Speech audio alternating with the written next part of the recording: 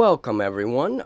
In this video update, I want to show a new Scratch build and also give a few other updates.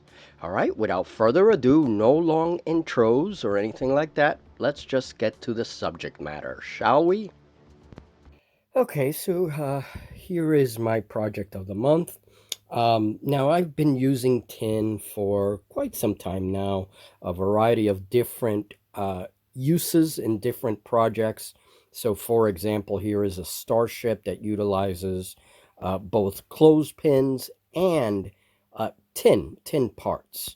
I cut the tin. This is all recycled tin.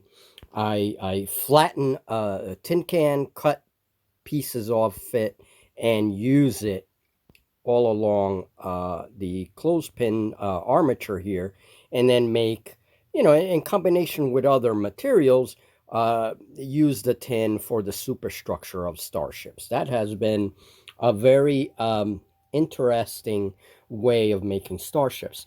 But I've also, about 3 years ago, I started using tin more frequently for making some of my own figures. And here's one example. This is a 3-year-old project, Necron-inspired, entity. And I use this extensively in one-page rules for my, when they used to have the Technomancer. But I wanted to do something a little more interesting. I wanted to use tin in combination with electrical parts, recycled electrical parts, in order to make a walker, some kind of, machine walker. Here you can see all the electrical parts that I use and put together to make the belly of this beast. Here you can see other aspects of the anatomy. Spider-like face there, removable claw weapons, and these are magnetized, so they are removable. So this way I can make other appendages, and then they can just be put on for different reasons, and it changes the appearance of the walker. Now, the most important thing in making walkers, whatever design, the design is not important. That is very subjective. But in making walkers, the most important thing to really learn to work with is the legs, how to build the legs. That's always been a very important aspect of these kinds of figures. So when I first showed this in a scorpion-like or crustacean-like machine, all you saw were wires. And these wires are actually the armature for the legs. And I use paperclip wire because it's so cheap, it's so inexpensive. And then once the wire has been shaped, I begin to decorate that wire with, well, a variety of different things. This is October's project, so this will be detailed in Scratch Builder Monthly October. But basically, I use fasteners, which are very inexpensive, and they're good for this scale of machine. I use these to make the joints on the legs. I also use these things here, sequins. They're very good to make smaller joints. And I use a variety of, these are like necklace making beads and things. These are things that I got at Walmart. You can also get them in some dollar stores, depending on the kits. These are more expensive kits, but I use these quite extensively to build my machines. I took apart this radio, and this is basically what I started with, these plastic parts. I took them apart, and these have a lot of uses. I mean, I can think of a lot of uses, especially in terrain. And these come apart, and that's what I used to actually begin my neck structure and some of the structure down below. So I used those parts, kind of played around with them a little bit to see what fit best. and then, you know, just put them together. This part is usually hot glued to the hull, and then I take apart the wires and use them in different ways. So another example, we're going to move the critter, is how I made the weapons. You can kind of see the wire bundle there and how I took apart the wires and insert the wires into the tubes to make the illusion of the weapons. Now, another thing that I want to mention is you see these things here, these wires, these pieces, are actually from the paper fastener, the brass paper fasteners, the anchors, because I only use the heads. Okay, so those little anchors, when you cut them up, I usually get a lot of them, right? Because I'm cutting up all of these little anchors off. And so I save those and use them as structural detail in some of these areas. Okay. Here is a weapon that is magnetized, a cluster of weapons. So here's a new, because it's magnetized, I can make, different configurations. Okay, so I made it in like a very invertebrate like pattern with rows of eyes, just like arachnids. And these are the seed beads that I use. But I also use gems, a lot of gems. They're very cool for this kind of project.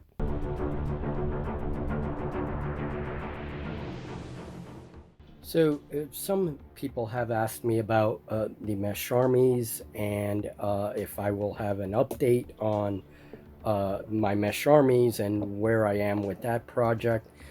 This project was the source of inspiration for 2 issues of Scratch Builder Monthly, which detailed how I made a lot of these vehicles. Now, October is going to include a brief section of some of the this particular army here, what I'm calling the elves. And so a lot of the walkers have very boxy, very primitive looking structures, although the elves have more sophisticated structures. Of course they do. And I'm not finished painting this. This is the color that I went for these guys. Now I have to paint them and add some additional things. But here is a super walker. And then we have a variety of other walkers here. So here's another one. And these are all made with clothespins and wires and a variety of other materials. But very important is that the elves, they don't use tanks. They use either armored trucks, very large armored trucks like this one. They either use armored trucks or they use armored cars as their, infantry support. So this is more of a truck, like a command vehicle. And I made this out of clothespins. You'll see that in the magazine. I talk about that a little bit, how I cut the clothespins. And I believe it's September issue of Scratch Builder gives you basically an anatomy of the clothespin, how I cut the clothespins in different ways, different sizes to get at different shapes. And so this is a very simple, like, armored car concept for the elves. Again, I haven't finished these, but we see that here. This one has a turret with two guns. So yeah, these are all armored cars. And then we have the troops, which I just finished. And these are the mesh troops. Again, I like the color on them. This is some kind of metal armor that they're using, yeah, so it's pretty cool. This is all what I'm calling battalion strength. Companies, each one of these squares is a company. So we have like 4 companies and then a command unit. So I'm calling that a battalion. And yeah, that's pretty much it. Now I gotta add maybe some mortar crews. That would be cool to add. I need to add a couple of things, but the elves will be allied with this faction here.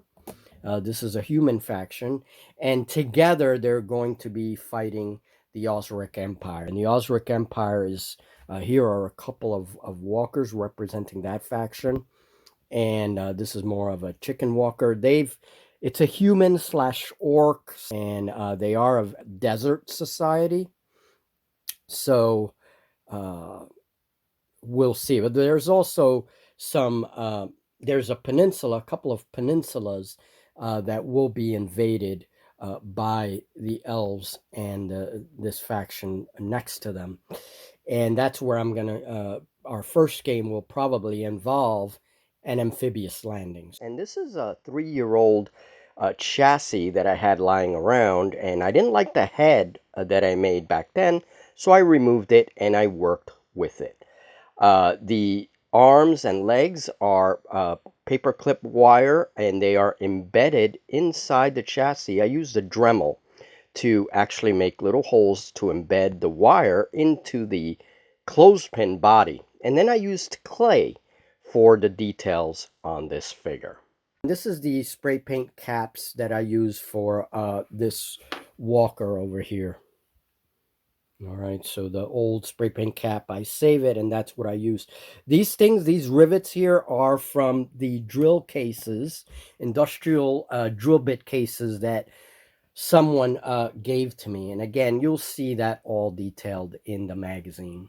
Well, that's it, you guys, for this update. I am working hard on Scratch Builder Monthly October. I will give updates if it's going to be a little late. We'll see. Julie and I are playing RPGs. We're playing Shadow Dark, and I have a series that will show us playing Citadel of the Scarlet Minotaur, and it's been a lot of fun. So I'm very busy and trying to film that series. That will be on my Patreon. Plus, I do solo RPG and I do war games, and just very busy. But this time of the month, I'm usually hibernating and just writing the magazine. So we'll see this month. I am busy writing it now, and a lot of these projects will show up there. Thank you very much for all your support. To all of you that support Scratch Builder Monthly all this time, thank you very much. It really helps the studio a lot. It helps my crafting, etc., etc. Things are getting more and more expensive out there. And really, it's all my opinion. That's all it is. So thank you very much to everyone that has supported the zine Scratch Builder Monthly all this time.